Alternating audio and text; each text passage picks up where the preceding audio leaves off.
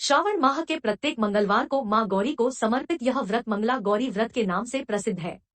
मंगला गौरी व्रत महिलाओं के बीच उनके पति की लंबी आयु के लिए जाना जाता है।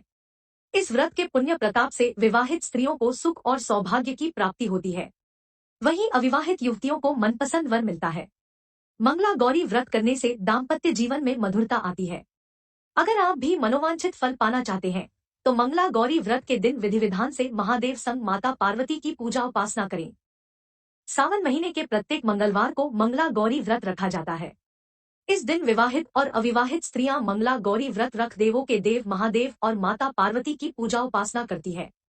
इस व्रत के पुण्य प्रताप से विवाहित स्त्रियों को सुख और सौभाग्य की प्राप्ति होती है। वहीं अविवाहित युवतियों को मनपसंद वर मिलता है। मंगला गौरी व्रत करने से दाम्पत्य जीवन में मधुरता आती है।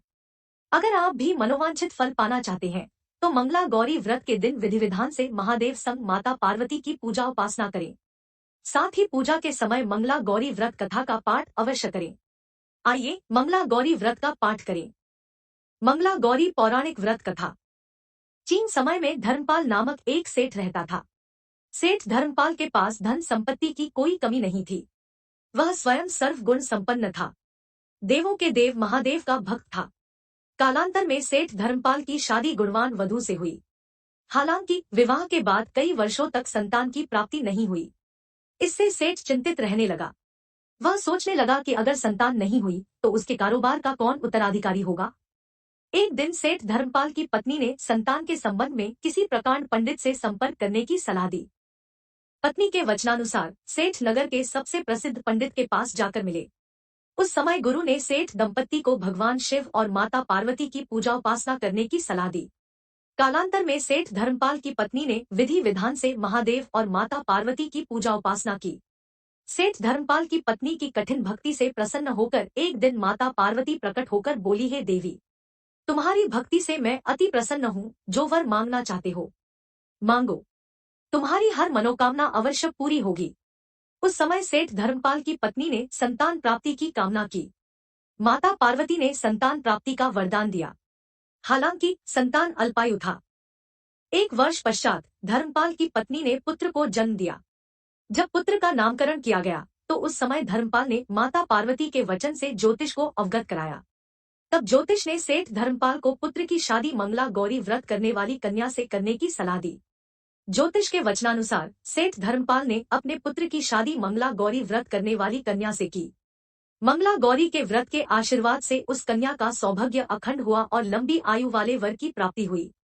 इस प्रकार धर्मपाल ने अपने पुत्र के जीवन की रक्षा की। कन्या के पुण्य प्रताप से धर्मपाल का पुत्र मृत्यु पाश से मुक्त हो गया। इस वजह से धर्मपाल के पुत्र ने 100 साल की लंबी आयु प्राप्त की।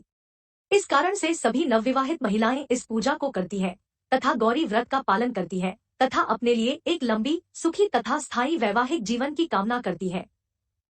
जो महिला इस मंगला गौरी व्रत का पालन नहीं कर सकती, उस महिला को श्री मंगला गौरी पूजा को तो कम से कम करना ही चाहिए। मंगला गौरी व्रत विधि व्रत वाले दिन व्रती को नित्य कर्मों से निवृत्त होकर साफ वस्त्र धारण करने चाहिए। फिर मंगला गौरी की तस्वीर को एक चौकी पर लाल रंग का वस्त्र बिछाकर स्थापित कर व्रत का संकल्प ले। इसके बाद आटे का चौमुखी दिया जलाए। गौरी पूजन में 16 वस्तुओं का बहुत महत्व है, जैसे 16 श्रृंगार की सामग्री, 16 तरह के फूल, फल, पान सुपारी, लौंग आदि। फिर माता के मंत्र सर्वमंगल मांगल्ये शिवे सर्वार्थ साधिके शरण्ये त्र्यंबके गौरी नारायणी नमोस्तुते का जाप करना चाहिए।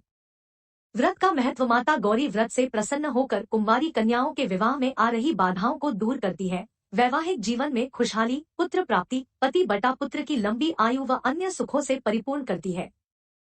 इस मंगला गौरी व्रत को नियमानुसार करने से प्रत्येक व्रती के वैवाहिक जीवन में सुख की बढ़ोतरी होती है तथा पुत्र पौत्रादि की प्राप्ति एवं पुत्र पौत्रादि का जीवन भी सुखपूर्वक व्यतीत होता है। ऐसी इस मंगला गौरी व्रत की महिमा वर्णित की जाती है।